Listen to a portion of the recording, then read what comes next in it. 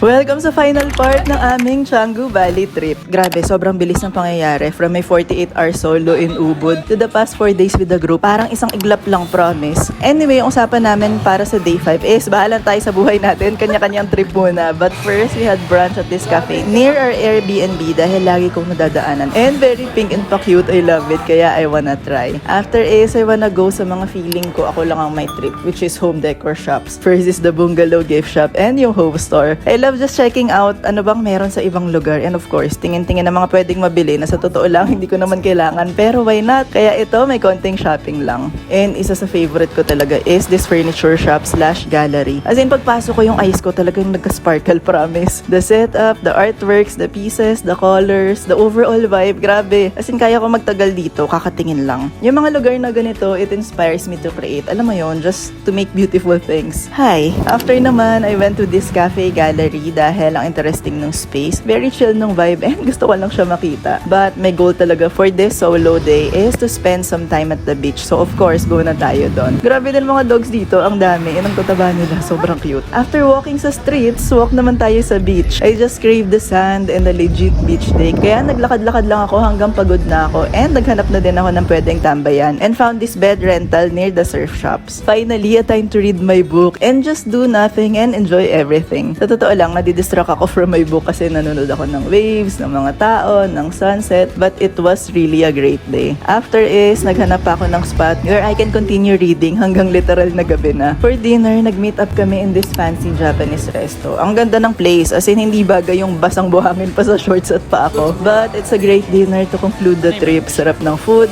Naghulaan pa kami magkano yung bill. 350 and... 4. Oh shit! Oh my god! 2.8! We just spent the rest of the night playing Pusoy Dos and sila nagnap pa. Ako hindi na dahil alis na kami ng 5 a.m. So that's it for my 1 week in Bali. Super saya, super nakakapagod, but for memory for sure.